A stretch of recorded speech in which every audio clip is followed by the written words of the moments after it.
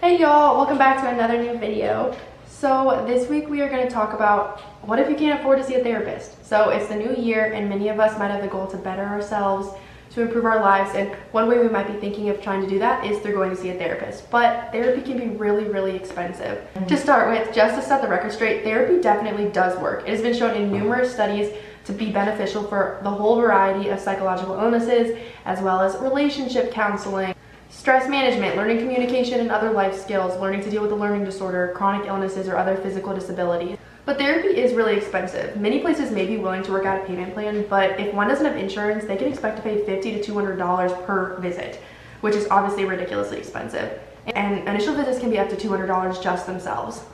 And even if you do have insurance, it may be difficult to still make the payments because a lot of times you may have a mental health deductible in addition to your just regular health insurance deductible. This can run for the average insurance plan $500 to $2,000 per person. So you'd have to pay the full amount per session up until then.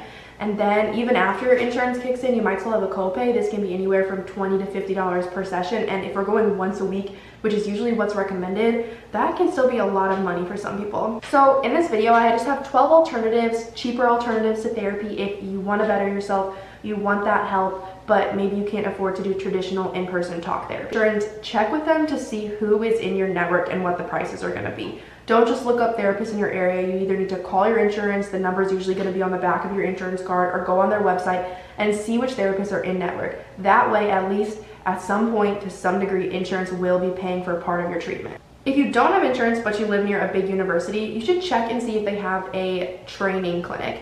A training clinic is where the social work or psychology graduate students are doing their training to become licensed therapists eventually.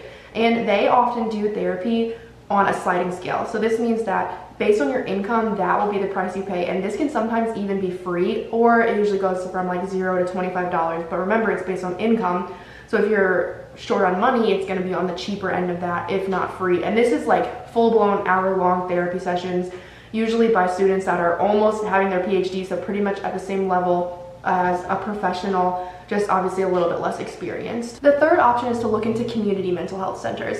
So many community mental health centers often have free or very low cost therapy options, or they may often have services covered by Medicaid or Medicare. You can check if you have any of these kinds of services in your area with a quick Google search, or going to the website for your state government's Department of Human Services. One thing you could do is you could read self-help books. Self-help books are a little riskier because some of them can be total BS, and also if we're lacking motivation because we're struggling with a mental illness, a self-help book in and of itself may not be enough to get us to make the changes we need to, but they can definitely be a helpful push or a stepping stone, and you can check them out for free at your local library. You could even call a therapist in your area and ask if they have any books that they would recommend to a patient to read. But some that I would recommend are Get It Done When You're Depressed, The 4 Agreements, or The Idiot's Guide to Controlling Anxiety. My next suggestion is to attend a local support group focused on the area that you're struggling with.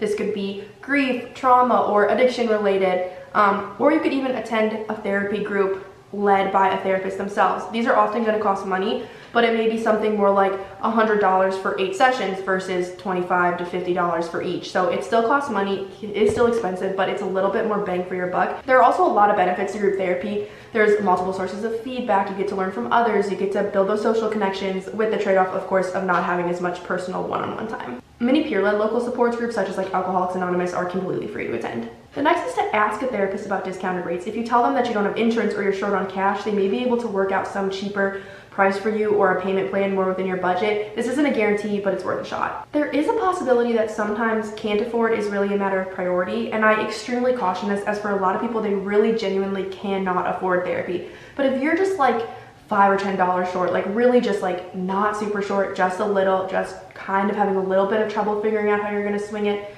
you could download an app like Mint and track your spending and maybe try to rework some things like making coffee at home instead of buying it out to save $5 or $10 or $15 a week to put that towards affording therapy. Of course, not everyone is going to be able to do that. My 8th tip is going to be to check out podcasts or YouTube videos. My favorite YouTuber here on YouTube, her name is Katie Morton, and she's a licensed therapist that makes videos about mental health each week. I think she does 2 videos a week. And they're really informative, like they have ideas on how to help yourself and they explain things really well. And obviously that's not going to be the same as seeing a therapist, but it's informative. Sometimes it does give very practical advice, so those are always worth checking out. I would really check out Katie Morton here on YouTube. My dream collab. Okay. Additionally, visit websites specific to your concern. So like getting to the association's website, such as NEDA for eating disorders, they're going to give really practical advice for how to cope with the disorder or what to do next. Are you religious? If so, consult your congregation. Stop! That does sound like an infomercial.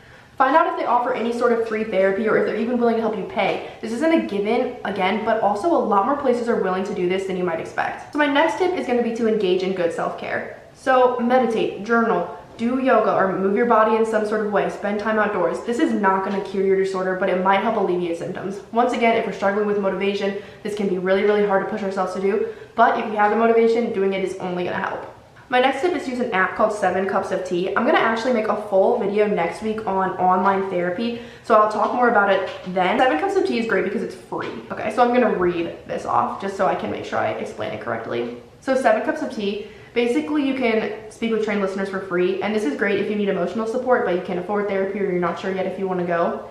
And it's completely anonymous, and they host different group sessions and chat rooms for different issues such as depression, anxiety, relationships, LGBT plus issues. They even have a special section just for teens aged 13 through 17. If you want to speak with a licensed therapist, you can choose to for $33 a week, which is a little pricey. Sometimes can even be more than a copay, but the free option is really, really great. So that's that sort of sense of like emotional support, that if you're nervous to go to like a group session in person, or maybe like there's not one around you, it's anonymous, which is really, really nice. Next week, I'll be talking all about all the different like biggest online platforms for therapy, the pros and cons of each, what the price point looks like, that sort of thing. So I really hope this helped. If you like this video, please give it a thumbs up and subscribe, and I will see you guys next time. Bye, y'all. Hi, y'all. Bye, y'all.